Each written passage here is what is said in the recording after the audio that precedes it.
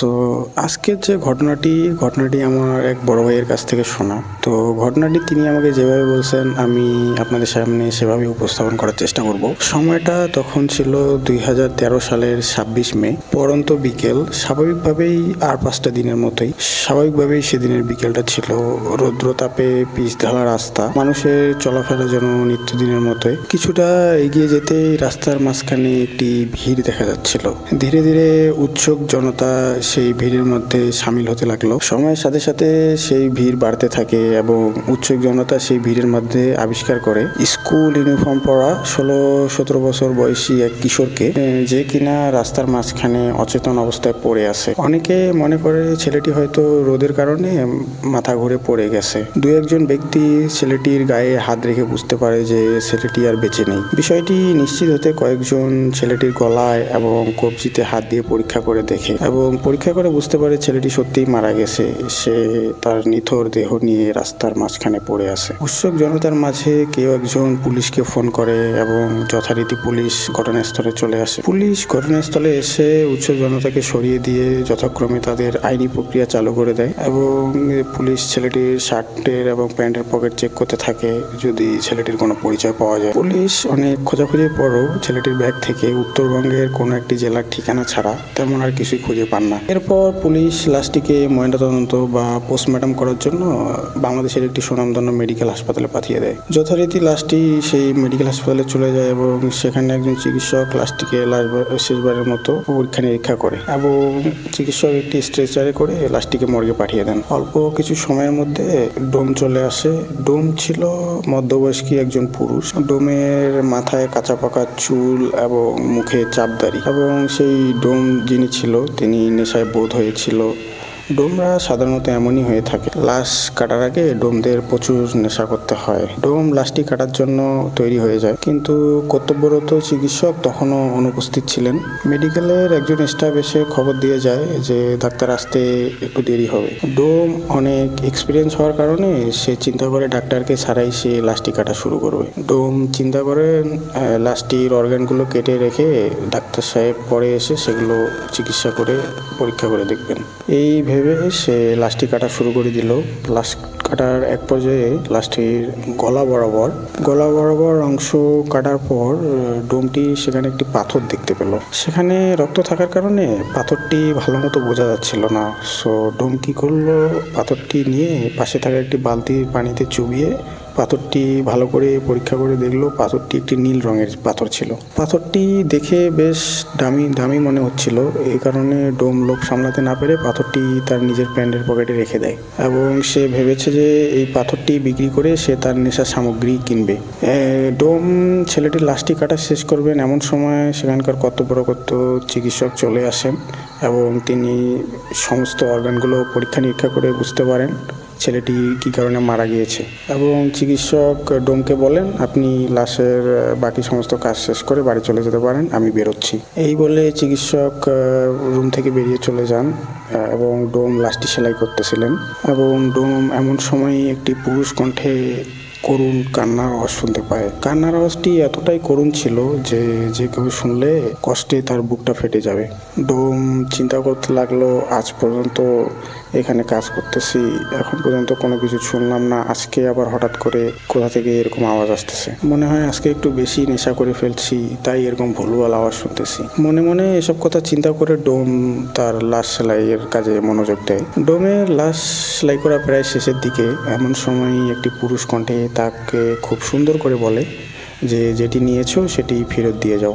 ডোম এই কথা শুনে সেলাই বন্ধ করে দেয় এবং সে প্রচুর ঘামতে থাকে ভয়ে এবং সে সাহস করে বলে কে তুমি, কে কথা বলছে।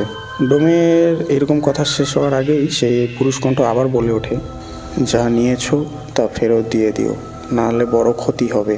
ডোম একটু সাহস করে আওয়াজ করে বলে হ্যাঁ আজকে হয়তো একটু বেশি নেশা করে ফেলছি, তাই এরকম আওয়াজ শুনতেছি এবং মনে মনে নিজেকে সান্ত্বনা দিয়ে বলে আজকে এই নীল পাথরটি বিক্রি করে নেশার সামগ্রী কিনবো। এই পাথরটি আমি ঠিক নিয়েই যাব।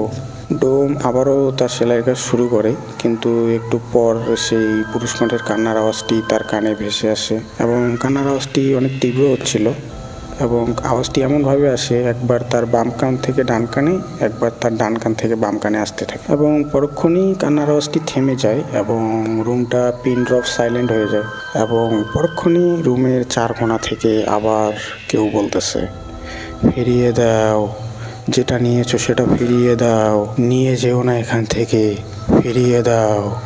এবং ডোম অস্থির হয়ে বলতে থাকে, সব ভুল, সব ভুল, ভুল শুনতেছি আমি। এভাবেই নিজের সাথে কথা বলতে বলতে ডোম লাশটি সেলাই করা শেষ করে ফেলে। আর লাশটি সেলাই শেষ করে সে হিমাগারে রেখে তড়িৎ বেগে সে মর্গ ত্যাগ করে। কিছুক্ষণ পর পুলিশ আসে লাশটির ময়নাতদন্ত শেষ হয়েছে কিনা জানার জন্য এবং ময়নাতদন্তর কাজ শেষ হয়েছে জানার পর পুলিশ লাশটিকে তার ব্যাগে থাকা সেই ঠিকানা মতো পাঠানোর জন্য অ্যাম্বুলেন্সের কাছে যোগাযোগ করে। জীবনে প্রথম মাইক্রোবাসের স্টিয়ারিং ছেড়ে অ্যাম্বুলেন্সের স্টিয়ারিংয়ে হাত রেখেছেন অ্যাম্বুলেন্স চালক এবং তার প্রথম ভাড়াই তাকে এই লাশটি নিয়ে যেতে হবে প্রায় 1.5 ঘন্টার মতো পথ। এবং হাসপাতালের সব কাজকর্ম শেষ করে অ্যাম্বুলেন্স চালক এবং তার সহযোগী লাশটিকে নিয়ে রওনা দিলেন ছেলেটির এলাকায় এবং তাদের প্রথম গন্তব্য ছিল ছেলেটির এলাকার থানা। যতদূর চোখ যায় শুধু ফাঁকা মাঠ এবং রাস্তার দুই পাশে সারি সারি গাছ এবং রাতে অ্যাম্বুলেন্সের হেডলাইটের আলোর কারণে এক মোহনীয় পরিবেশ তৈরি হয়েছে রাস্তাতে। এবং কিছু দূর যেতেই অ্যাম্বুলেন্স চালক একটি ক্ষীণ ক্ষীণ আওয়াজ শুনতে পেলেন। বোঝা যাচ্ছে না আওয়াজটি কে বলছে এবং কোথা থেকে বলছে, খুব ফিসফিস করে আওয়াজটি আসতেছিল। তিনি পরক্ষণে শুনতে পেলেন পুরুষ কণ্ঠে খুব করুণ একটি আর্তনাদ চাপা স্বরে ভেসে আসতেছে এবং পুরুষ কণ্ঠটি তাকে চাপা গলায় বলতে থাকে, রাস্তার মাঝখানে যাই ঘটনা ঘটুক না কেন আপনি গাড়ি থামাবেন না। এই ফিসফিস শব্দ অ্যাম্বুলেন্স চালক বেশ কয়েকবার শুনতে পেলেন এবং তিনি তার পাশে থাকা সহযোগীকে বললেন, তুই কি কোনো আওয়াজ শুনতে পাচ্ছিস নাকি? তার সহকারী অনেকটা অবাক হয়ে তার দিকে তাকিয়ে বললেন, কই না তো। অ্যাম্বুলেন্স চালক বলতে থাকলেন, আমার কানে কানে কেউ জানি ফিসফিস করে বলছে রাস্তার মাঝখানে গাড়ি থামাবেন না। এবং এটা শুনে তার সহকারী বললেন, ভাই, এই রাতে রাস্তার মাঝখানে বাতাসের ফিসফিস আওয়াজ ছাড়া আর কোনো শব্দই নেই। আপনি নতুন নতুন অ্যাম্বুলেন্স চালাচ্ছেন, তাই হয়তো মনের ভুলে এসব শব্দ শুনতেছেন। এটা হয়তো আপনার মনের ভুল, আপনি নিশ্চিন্তে গাড়ি চালান। এবং তার সহযোগী বলতে থাকেন, ভাই কোনো সমস্যা নাই, এই 1.5 ঘন্টার পথই তো, আপনি গাড়ি চালাতে থাকেন। এভাবে মনের ভুল ভেবে অ্যাম্বুলেন্স চালক গাড়ি চালাতে থাকেন এবং অনেক দূর পথ যাওয়ার পর তিনি খেয়াল করেন রাস্তার দুই সাইডে দুইজন হাত উঁচু করে সাহায্য চাইতেছেন। তিনি গাড়ি থামাতে যাবেন, এমতো অবস্থায় অ্যাম্বুলেন্স চালক এবং রুগীর মাঝখানে যে জানলাটি থাকে সেই জানলাটি দিয়ে আবার ফিসফিস করে সেই পুরুষ কণ্ঠটি বলতেছে, গাড়ি থামিয়েন না, থামিয়েন না।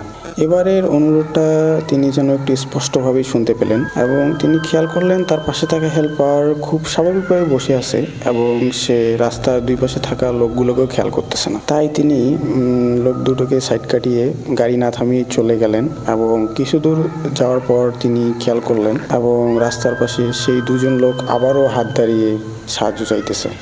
কিন্তু এবার হেল্পার এবং চালক দুইজনই সেই লোকগুলোকে খেয়াল করেন। এমতো অবস্থায় সেই পুরুষ কণ্ঠটি আবার বলতে থাকেন, গাড়ি থামিয়েন না, গাড়ি থামিয়েন না। এবং সেই পুরুষ কণ্ঠটি অনুরোধ করতে থাকে, আমি আপনার হাত পায়ে ধরে বলতেছি, গাড়িটি থামিয়েন না, থামিয়েন না। অ্যাম্বুলেন্স চালক মনের ভুল ভেবে হেল্পারকে গাড়ি থামানোর জন্য বলেন।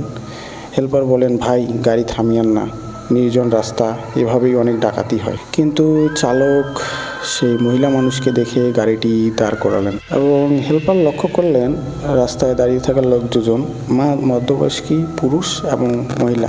পুরুষ লোকটি গাড়ির সামনে এসে জানালেন যে তারা সম্পর্কে স্বামী এবং স্ত্রী এবং সেই লোকটি জানান যে কিছুক্ষণ আগেই তার স্ত্রীর মা মারা গেছেন এবং তারা রাস্তার পাশে দাঁড়িয়ে একটি গাড়ির জন্য অপেক্ষা করতেছেন। চালক এবং হেল্পার সেই মহিলাটির দিকে খেয়াল করে দেখলেন তার পরনে একটি গাঢ় নীল রঙের শাড়ি। এটা দেখে চালক এবং হেল্পার দুজনেই অনেকটা অবাক হলেন যে মহিলার মা মারা গেছে অথচ তিনি এরকম সুন্দর করে গাঢ় নীল রঙের শাড়ি পরে এসেছেন। এবং পুরুষ লোকটি তাদেরকে অনুরোধ করতে লাগলেন যে, ভাই আমার একটি জরুরি কাজ পড়ে গেছে, আপনি আমার স্ত্রীকে পৌঁছে দেন, আপনাদেরকে যত টাকা ভাড়া লাগে আমি দেবো। কিন্তু অ্যাম্বুলেন্স চালক তাদেরকে বললেন, সমস্যা হলো অ্যাম্বুলেন্সের সামনে তো জায়গা নেই এবং পেছনে তো একটি লাশ। এটা শুনে লোকটি বলে উঠলেন, আরে সমস্যা নেই, ও লাশের সঙ্গেই যেতে পারবে। ওর মা মারা গেছে, এখন ওর মনের ভিতর কোনো ভয় ডর নেই, ও লাশের সঙ্গেই যেতে পারবে। এবং মহিলাটি এবং হেল্পার পিছনে গিয়ে দরজাটি খুলে দিল এবং মহিলাটি লাশের সঙ্গেই উঠে বসলো এবং লোকটি ভাড়া মিটিয়ে পিছনের দিকে হাঁটা শুরু করলো এবং চালক গাড়িটি চালানো শুরু করলেন। এভাবেই কিছু দূর পথ যাওয়ার পর অ্যাম্বুলেন্স চালক এবং হেল্পার দুজনেই অনুভব করলেন যে গাড়ির পিছনে একটি ধস্তাধস্তির আওয়াজ হচ্ছে। মনে হচ্ছে দুজন লোক কিছু একটা নিয়ে কাড়াকাড়ি করতেছে এবং গাড়িটা যেন দুলতেছে এদিক ওদিক। এবং সেই পুরুষ কণ্ঠটি আবার কাঁদো কাঁদো গলায় বলতেছে, আপনি কাকে গাড়িতে উঠিলেন? দয়া করে সেই মহিলাকে নামিয়ে দিন, নামিয়ে দিন। কথাটা এত করুণ সুরে আসলো যে চালক গাড়িটি না থামিয়ে পারলেন না এবং এর মধ্যে গাড়িতে ধস্তাধস্তি চলতেই আছে এবং গাড়িটি তিনি রাস্তার পাশে থামানোর সাথে সাথেই সেই ধস্তাধস্তির আওয়াজটি থেমে গেল এবং গাড়িটি থামানোর সাথে সাথে সেই মহিলাটি বলে উঠল, কি ব্যাপার, আপনি গাড়ি থামালেন কেন? এবং ড্রাইভারটি আমতা আমতা অবস্থায় কিছু বলতে যাবে এমন সময় মহিলাটি আরও ক্ষিপ্ত হয়ে বলল, আপনাকে বললাম না আমার মা মারা গেছে, তবুও আপনি গাড়িটি রাস্তার সামনে থামিয়ে রেখেছেন, দ্রুত চলুন।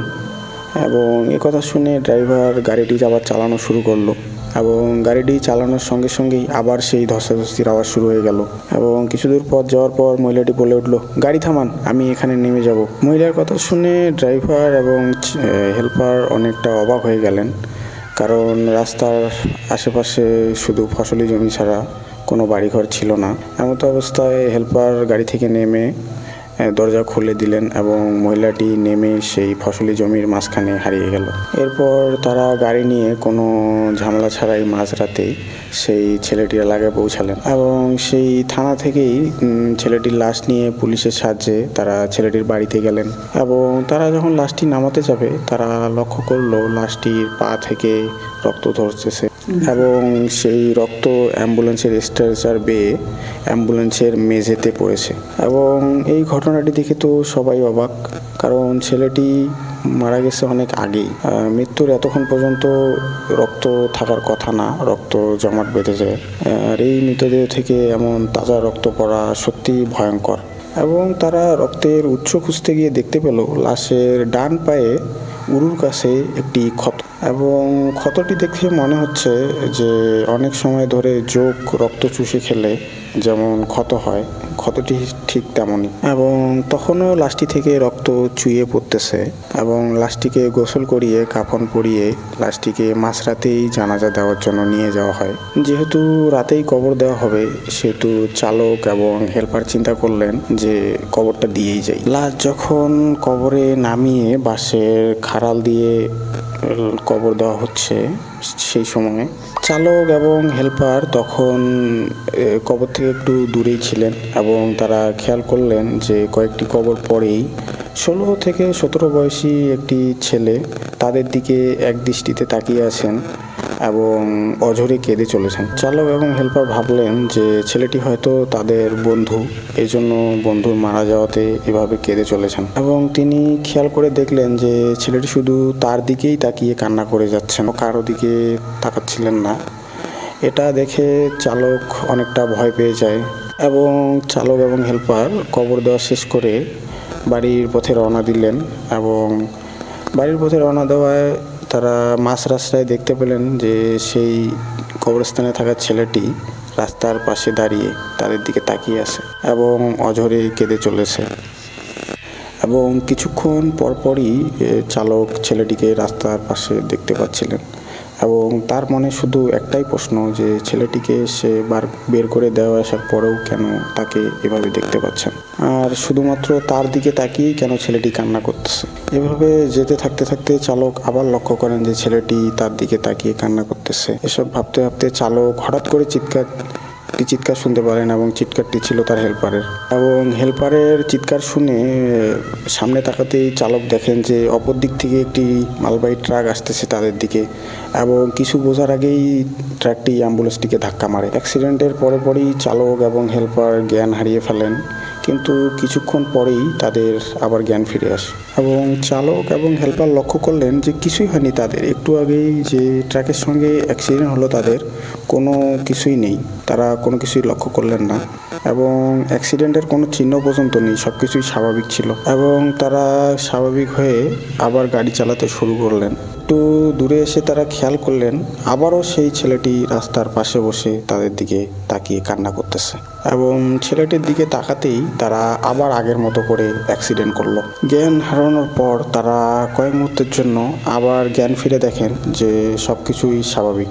এসব দেখে চালক এবং হেল্পার অনেক ভয় পেয়ে যায় এবং চালক আস্তে আস্তে গাড়ি চালাতে শুরু করেন এবং স্বাভাবিকভাবেই গাড়ি চলতেছিল এবং একটু দূরেই আসার পর তারা লক্ষ্য করেন রাস্তার মাঝখানে একটি গাছ পড়ে আছে এবং এটা দেখেই চালক এবং হেল্পার অ্যাম্বুলেন্স থেকে নেমে দৌড় দেয় সামনের দিকে এবং তারা একটু সামনেই দেখতে পায় যে একটি চায়ের দোকান এবং সেই দোকানে বসে কয়েকজন লোক চা খাচ্ছে এবং চালক এবং ড্রাইভার দৌড়ে সেই লোকগুলোর কাছে যায় এবং চার দোকানদার তাদেরকে বলে যে আপনারা রাস্তার মাঝখানে গাড়ি রেখে এরকম দৌড়ে আসতেছেন কেন?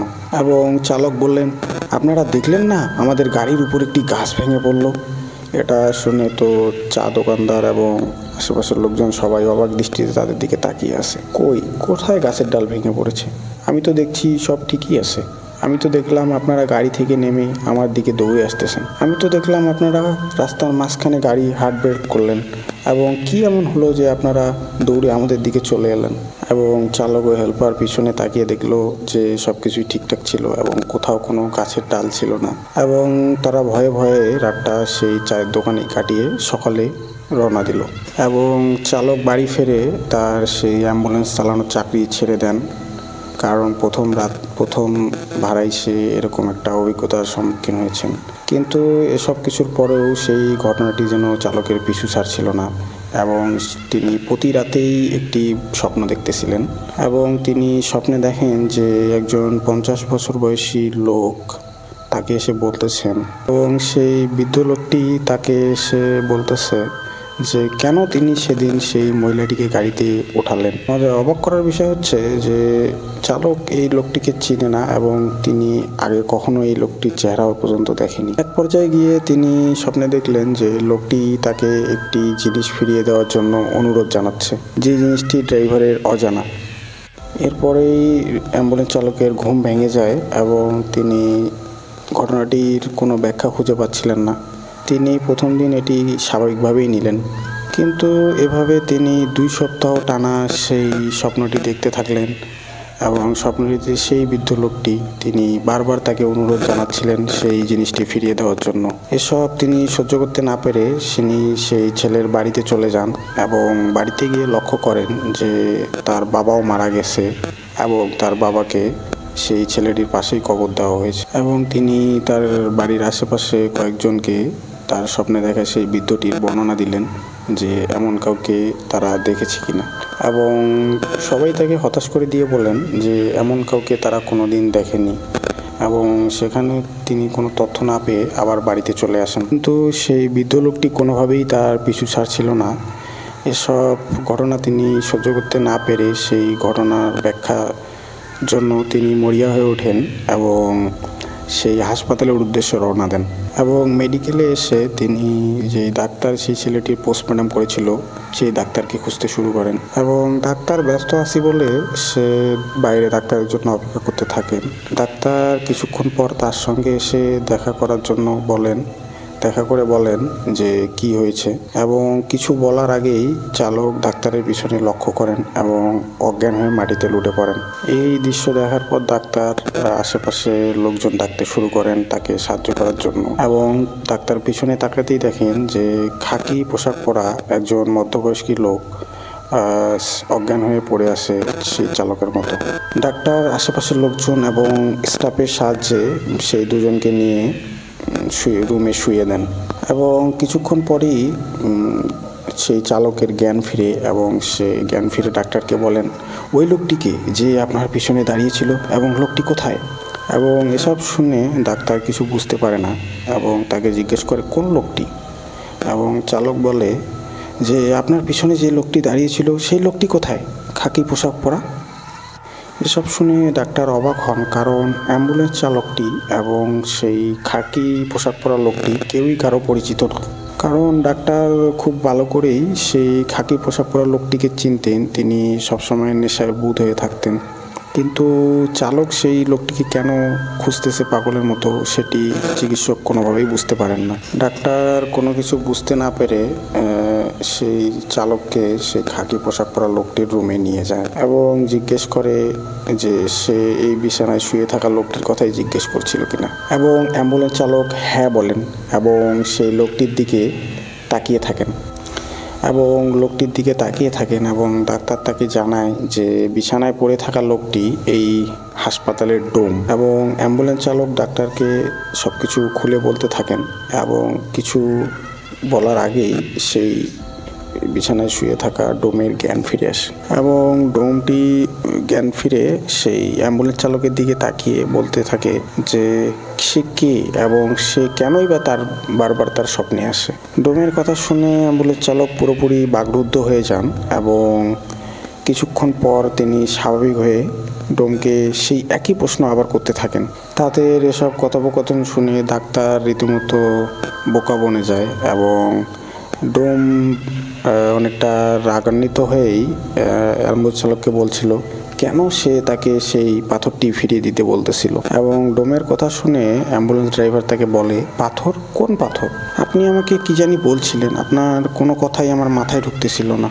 এবং তাদের এসব কথোপকথন শুনে ডাক্তার তাদেরকে সমস্ত ঘটনা খুলে বলার জন্য অনুরোধ করেন এবং ডোম সমস্ত ঘটনা খুলে বলেন যে কিছুদিন আগে 16-17 বয়সী একটি লাশ তাদের কাছে আসে এবং ডাক্তার আসতে লেট করছিলেন, এজন্য ডোম লাশটি কাটা শুরু করেন এবং ডোম লাশটি কাটার সেই ঘটনাটি খুলে বলেন ডাক্তারকে যে সে কিভাবে সেই পাথরটি পেয়েছিল লাশের গলা থেকে এবং ডোম পাথরটি কেন রেখেছিল সেটিও ডাক্তারকে খুলে বলে। সে জানায় যে পাথরটি দেখে তার অনেক লোভ হচ্ছিল এবং মূল্যবান মনে হয়েছিল।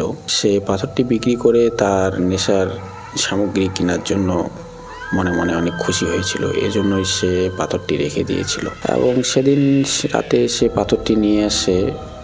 বাসা আসার পথে সে একটি স্বর্ণকারের দোকানে যায় পাথরটি বিক্রি করার জন্য, কিন্তু স্বর্ণকার তাকে 5,000 টাকা বলার কারণে সে পাথরটি বিক্রি না করে সেদিন রাতে বাসায় চলে যায় এবং পরদিন সে আরেকটি স্বর্ণকারের দোকানে যায় পাথরটি বিক্রি করার জন্য এবং সেই স্বর্ণকারও তাকে 5,000 টাকা দামই বলে। এবং এসব চিন্তা না করেই সে ডোম পাথরটি 5,000 টাকায় বিক্রি করে দেয় এবং মনে মনে অনেক খুশি হয়, কারণ 5,000 টাকাই সেই সময় তার কাছে অনেক টাকা ছিল। এবং পাথরটি বিক্রি করে সেখান থেকে 300 টাকা বাড়ির জন্য খরচ করি এবং বাকি 4,700 টাকা আমার ড্রয়ারে রেখে দেই এবং রাতে ঘুমিয়ে যাই। এবং পরদিন সকালে আমি ড্রয়ার খুলে দেখি যে সেই জায়গায় টাকা নেই এবং পাথরটি সেই জায়গায় রাখা ছিল। এটা দেখে আমি প্রচণ্ড অবাক হয়ে যাই এবং পাথরটি কিভাবে এখানে এলো এটা ভাবতে থাকি। এটা দেখে কোনোভাবেই আমার মাথা কাজ করছিল না, কারণ পাথরটি আমি নিজে নিয়ে না আসলে কোনোভাবেই এখানে আসার সম্ভাবনা নেই। তবুও আমি আমার স্ত্রীকে ডাক দিই এবং আমার স্ত্রীকে জিজ্ঞেস করি যে কেউ এসেছিল কিনা পাথরটি দেওয়ার জন্য, কিন্তু আমি তো আমার বাসার ঠিকানা কাউকে দিয়ে রাখিনি, তাহলে কিভাবে কেউ এসে আমাকে পাথরটি দিয়ে যাবে। এসব ভাবতে ভাবতে আমি আবার পাথরটি নিয়ে সেই স্বর্ণকারের দোকানে যাই বিক্রি করতে। স্বর্ণকারের দোকানে যাওয়ার পর তারা রীতিমতো আমাকে বেঁধে ফেলে এবং তারা আমাকে জানায় যে গতকাল রাতে নাকি আমি স্বর্ণকারের দোকানে এসে অনেক চিল্লাহাল্লা করে সেই পাথরটি ফিরিয়ে দেওয়ার জন্য তাদেরকে হুমকি ধামকি দিই এবং স্বর্ণকার আমাকে সেই রাতেই আমার বাসায় এসে পাথরটি ফিরিয়ে দিয়ে যায় এবং আমি তাকে 4,700 টাকা ফিরিয়ে দিই এবং বাকি 300 টাকা কোথায় সেটা জানতে চাইলে আমি স্বর্ণকার থেকে দুটি চর মেরে বসি। স্বর্ণকারের কথা বিশ্বাস না করায় স্বর্ণকার আমাকে গতকাল রাতে সিসিটিভি ফুটেজ দেখাতে চায়। আমি তাদের কথায় রাজি হই এবং সিসিটিভি ফুটেজ দেখতে চাই, কিন্তু অবাক করার বিষয় হলো গতকাল রাতের কোনো ফুটেজই সেই সিসিটিভি ক্যামেরায় ধরা পড়েনি এবং আমি স্বর্ণকারকে অনেক বুঝিয়ে সুঝিয়ে পাথরটি আবার তার কাছে দিয়ে সেই 4,700 টাকা নিয়ে বাসায় ফিরে আসি। এবং টাকা নিয়ে আসে আমি 300 টাকা খরচ করে আবার টাকাটি ড্রয়ারে রেখে রাতে ঘুমিয়ে পড়ি এবং পরদিন সকালে আবার লক্ষ্য করি যে সেই ড্রয়ারে টাকাটি নেই এবং পাথরটি সেখানে রাখা। সো আমি পাথরটি নিয়ে আবার স্বর্ণকারের দোকানে যাই সেটি বিক্রি করতে। এবার স্বর্ণকার আমাকে তার কয়েকজন লোকজন মিলে আমাকে রীতিমতো মারধর শুরু করে এবং মারধরের কারণ জিজ্ঞেস করতেই স্বর্ণকার আমাকে বলে যে আমি নাকি গতকাল রাতেও তাদেরকে সেমভাবে ফোন দিয়ে পাথরটি ফিরিয়ে দেওয়ার জন্য হুমকি ধামকি দিই এবং স্বর্ণকার আমাকে জানায় যে গতকাল রাতে নাকি আমি তাদেরকে প্রচণ্ড রকম মারধর শুরু করি এবং পাথরটি ফিরিয়ে নেওয়ার জন্য। সো এবার আমি আর পাথরটি বিক্রি করি না, পাথরটি নিয়ে আমি বাসায় চলে আসি এবং পাথরটি নিয়ে আসার পর থেকেই আমি নানা রকম স্বপ্ন দেখা শুরু করি এবং তাদের এসব কথোপকথন শুনে ডাক্তার তাদেরকে সমস্ত ঘটনা খুলে বলার জন্য অনুরোধ করেন এবং ডোম সমস্ত ঘটনা খুলে বলেন যে কিছুদিন আগে 16-17 বয়সী একটি লাশ তাদের কাছে আসে এবং ডাক্তার আসতে লেট করেছিলেন, এজন্য ডোম লাশটি কাটা শুরু করেন এবং ডোম লাশটি কাটার সেই ঘটনাটি খুলে বলেন ডাক্তারকে যে সে কিভাবে সেই পাথরটি পেয়েছিল লাশের গলা থেকে এবং ডোম পাথরটি কেন রেখেছিল সেটিও ডাক্তারকে খুলে বলে। সে জানায় যে পাথরটি দেখে তার অনেক লোভ হচ্ছিল এবং মূল্যবান মনে হয়েছিল, সে পাথরটি বিক্রি করে তার নেশার সামগ্রী কেনার জন্য মনে মনে অনেক খুশি হয়েছিল, এজন্যই সে পাথরটি রেখে দিয়েছিল এবং সেদিন রাতে সে পাথরটি নিয়ে আসে। বাসা আসার পথে সে একটি স্বর্ণকারের দোকানে যায় পাথরটি বিক্রি করার জন্য, কিন্তু স্বর্ণকার তাকে 5,000 টাকা বলার কারণে সে পাথরটি বিক্রি না করে সেদিন রাতে বাসায় চলে যায় এবং পরদিন সে আরেকটি স্বর্ণকারের দোকানে যায় পাথরটি বিক্রি করার জন্য এবং সেই স্বর্ণকারও তাকে 5,000 টাকা দামই বলে এবং এসব চিন্তা না করেই সে ডোম পাথরটি 5,000 টাকায় বিক্রি করে দেয় এবং মনে মনে অনেক খুশি হয়, কারণ 5,000 টাকাই সেই সময় তার কাছে অনেক টাকা ছিল এবং পাথরটি বিক্রি করে সেখান থেকে 300 টাকা বাড়ির জন্য খরচ করি এবং বাকি 4,700 টাকা আমার ড্রয়ারে রেখে দেই এবং রাতে ঘুমিয়ে যাই এবং পরদিন সকালে আমি ড্রয়ার খুলে দেখি যে সেই জায়গায় টাকা নেই এবং পাথরটি সেই জায়গায় রাখা ছিল। এটা দেখে আমি প্রচণ্ড অবাক হয়ে যাই এবং পাথরটি কিভাবে এখানে এলো এটা ভাবতে থাকি। এটা দেখে কোনোভাবেই আমার মাথা কাজ করছিল না, কারণ পাথরটি আমি নিজে নিয়ে না আসলে কোনোভাবেই এখানে আসার সম্ভাবনা নেই। তবুও আমি আমার স্ত্রীকে ডাক দিই এবং আমার স্ত্রীকে জিজ্ঞেস করি যে কেউ এসেছিল কিনা পাথরটি দেওয়ার জন্য, কিন্তু আমি তো আমার বাসার ঠিকানা কাউকে দিয়ে রাখিনি, তাহলে কিভাবে কেউ এসে আমাকে পাথরটি দিয়ে যাবে। এসব ভাবতে ভাবতে আমি আবার পাথরটি নিয়ে সেই স্বর্ণকারের দোকানে যাই বিক্রি করতে। স্বর্ণকারের দোকানে যাওয়ার পর তারা রীতিমতো আমাকে বেঁধে ফেলে এবং তারা আমাকে জানায় যে গতকাল রাতে নাকি আমি স্বর্ণকারের দোকানে এসে অনেক চিল্লাহাল্লা করে সেই পাথরটি ফিরিয়ে দেওয়ার জন্য তাদেরকে হুমকি ধামকি দিই এবং স্বর্ণকার আমাকে সেই রাতেই আমার বাসায় এসে পাথরটি ফিরিয়ে দিয়ে যায় এবং আমি তাকে 4,700 টাকা ফিরিয়ে দিই এবং বাকি 300 টাকা কোথায় সেটা জানতে চাইলে আমি স্বর্ণকার থেকে দুটি চর মেরে বসি। স্বর্ণকারের কথা বিশ্বাস না করায় স্বর্ণকার আমাকে গতকাল রাতের সিসিটিভি ফুটেজ দেখাতে চায়। আমি তাদের কথায় রাজি হই এবং সিসিটিভি ফুটেজ দেখতে চাই, কিন্তু অবাক করার বিষয় হলো গতকাল রাতের কোনো ফুটেজই সেই সিসিটিভি ক্যামেরায় ধরা পড়েনি এবং আমি স্বর্ণকারকে অনেক বুঝিয়ে সুঝিয়ে পাথরটি আবার তার কাছে দিয়ে সেই 4,700 টাকা নিয়ে বাসায় ফিরে আসি এবং টাকা নিয়ে আসে আমি 300 টাকা খরচ করে আবার টাকাটি ড্রয়ারে রেখে রাতে ঘুমিয়ে পড়ি এবং পরদিন সকালে আবার লক্ষ্য করি যে সেই ড্রয়ারে টাকাটি নেই এবং পাথরটি সেখানে রাখা। সো আমি পাথরটি নিয়ে আবার স্বর্ণকারের দোকানে যাই সেটি বিক্রি করতে। এবার স্বর্ণকার আমাকে তার কয়েকজন লোকজন মিলে আমাকে রীতিমতো মারধর শুরু করে এবং মারধরের কারণ জিজ্ঞেস করতেই স্বর্ণকার আমাকে বলে যে আমি নাকি গতকাল রাতেও তাদেরকে সেমভাবে ফোন দিয়ে পাথরটি ফিরিয়ে দেওয়ার জন্য হুমকি ধামকি দিই এবং স্বর্ণকার আমাকে জানায় যে গতকাল রাতে নাকি আমি তাদেরকে প্রচণ্ড রকম মারধর শুরু করি এবং পাথরটি ফিরিয়ে নেওয়ার জন্য। সো এবার আমি আর পাথরটি বিক্রি করি না, পাথরটি নিয়ে আমি বাসায় চলে আসি এবং পাথরটি নিয়ে আসার পর থেকেই আমি নানা রকম স্বপ্ন দেখা শুরু করি।